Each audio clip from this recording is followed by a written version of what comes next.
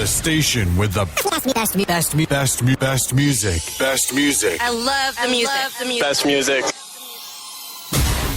In your face, all over the place. We're online 24/7. 24/7. You're listening to the hottest internet station. Hottest DJ mixing the beats. Beats. Mixing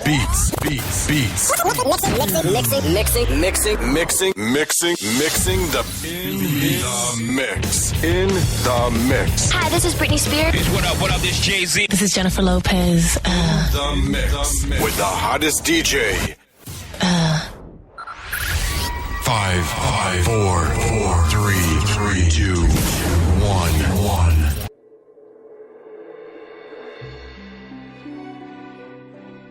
The Polar Express. Written and illustrated by Chris Van Allsburg.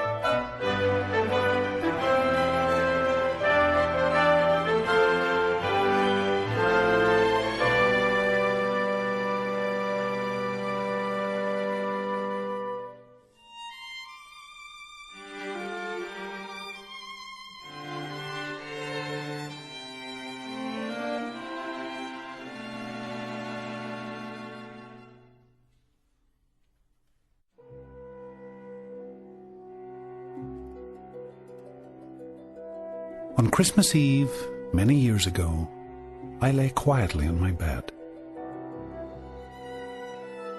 I did not rustle the sheets. I breathed slowly and silently. I was listening for a sound. A play. There is no Santa, my friend had insisted. But I knew he was wrong.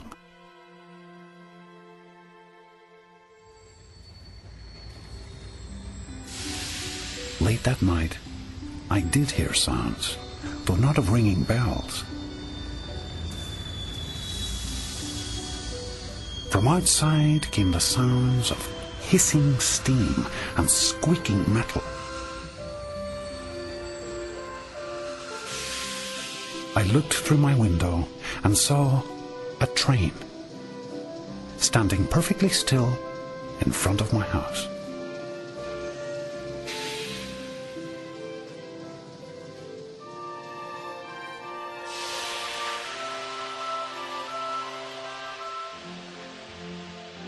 It was wrapped in an apron of steam. Snowflakes fell lightly around it. A conductor stood at the open door of one of the cars. He took a large pocket watch from his vest, then looked up at my window. I put on my slippers and robe. I tiptoed downstairs and out the door.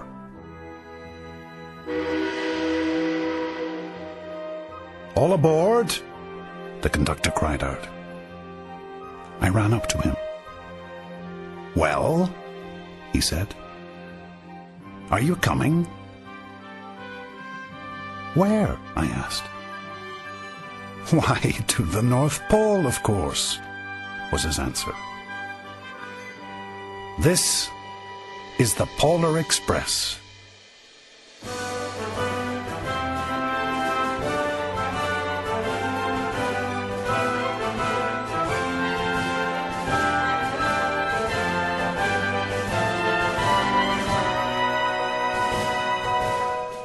I took his outstretched hand, and he pulled me aboard.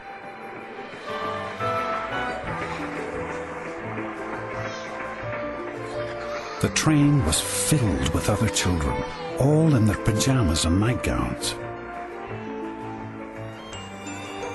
We sang Christmas carols and ate candies with nougat centers as white as snow. We drank hot cocoa as thick and rich as melted chocolate bars.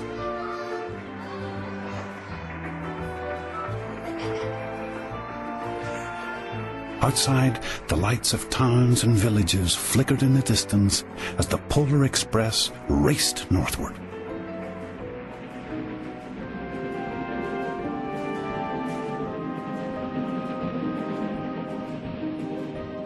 Soon, there were no more lights to be seen. We traveled through cold, dark forests, where lean wolves roamed, and white-tailed rabbits hid from our train as it thundered through the quiet wilderness.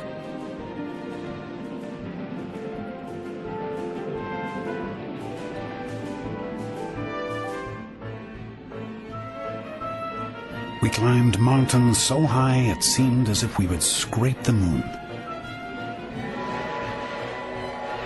But the Polar Express never slowed down. Faster and faster we ran along, rolling over peaks and through valleys like a car on a roller coaster.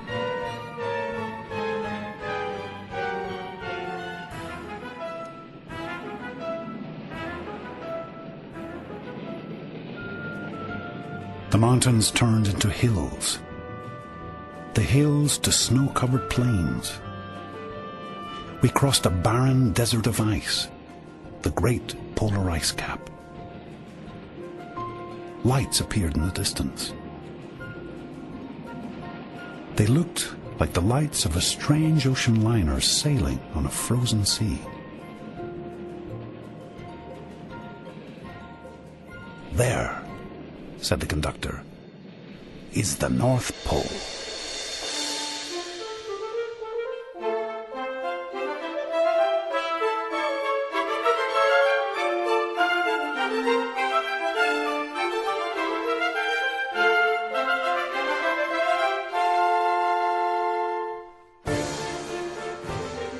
The North Pole. It was a huge city standing alone at the top of the world, filled with factories where every Christmas toy was made. At first, we saw no elves. "They are gathering at the center of the city," the conductor told us. "That is where Santa will give the first gift of Christmas." "Who receives the first gift?" we all asked. The conductor answered, "He will choose one of you." "Look!"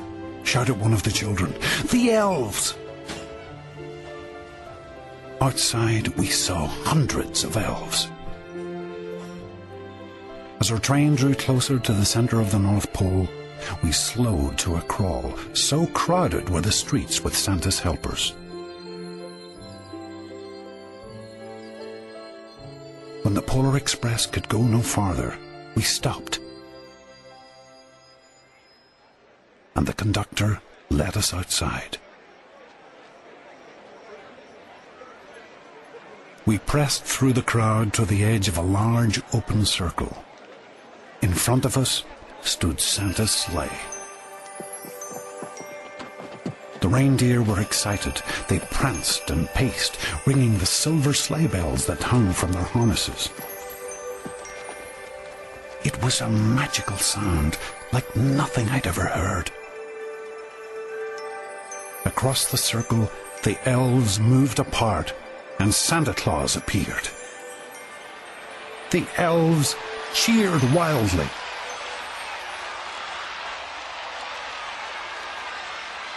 He marched over to us and, pointing to me, said, "Let's have this fellow here."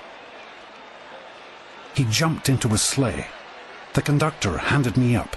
I sat on Santa's knee and he asked, "Now, what would you like for Christmas?"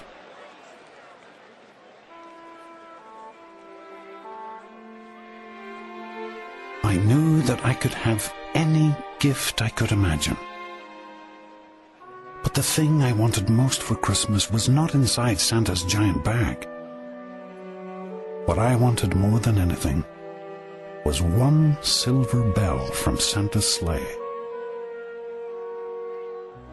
When I asked, Santa smiled. Then he gave me a hug and told an elf to cut a bell from a reindeer's harness. The elf tossed it up to Santa. He stood, holding the bell high above him, and called out, "The first gift of Christmas!"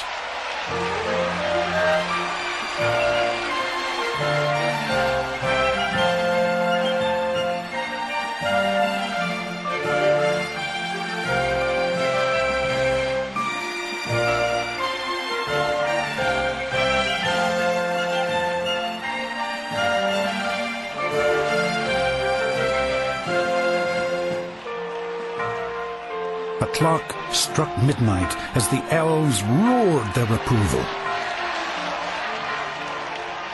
Santa handed the bell to me, and I put it in my bathrobe pocket. The conductor helped me down from the sleigh.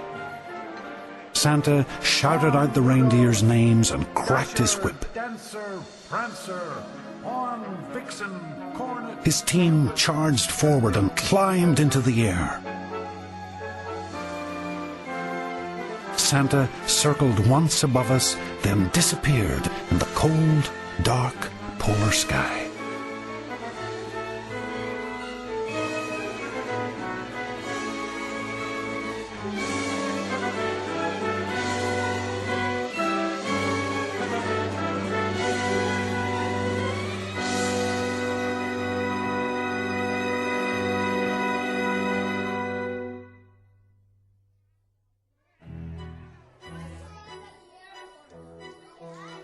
As soon as we were back inside the Polar Express, the other children asked to see the bell.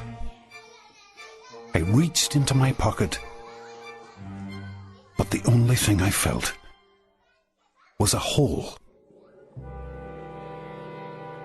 I had lost the silver bell from Santa Claus's sleigh.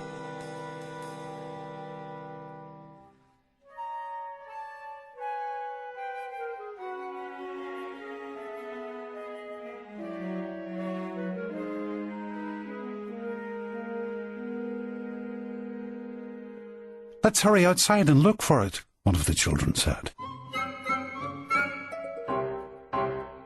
But the train gave a sudden lurch and started moving.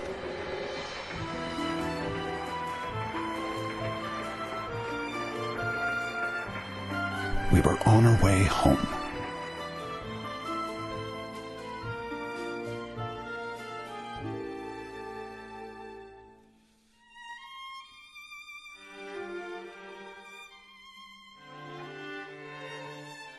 It broke my heart to lose the bell.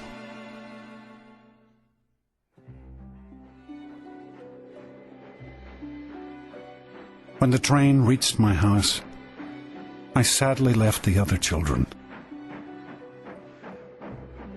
I stood at my doorway and waved goodbye. The conductor said something from the moving train, but I couldn't hear him. "What?" I yelled out. He cupped his hands around his mouth. Merry Christmas, he shouted. The Polar Express let out a loud blast from its whistle and sped away.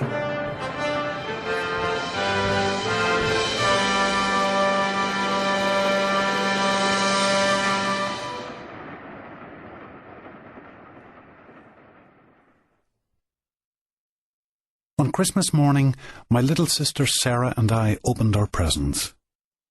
When it looked as if everything had been unwrapped, Sarah found one last small box behind the tree. It had my name on it. Inside was the silver bell. There was a note. "Found this on the seat of my sleigh. Fix that hole in your pocket." Signed, Mr. C. I shook the bell. It made the most beautiful sound my sister and I had ever heard. But my mother said, "Oh, that's too bad." "Yes," said my father, "it's broken." When I'd shaken the bell, my parents had not heard a sound.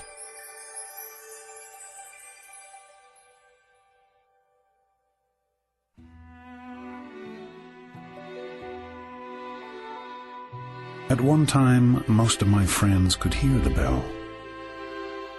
But as years passed, it fell silent for all of them. Even Sarah found one Christmas that she could no longer hear its sweet sound.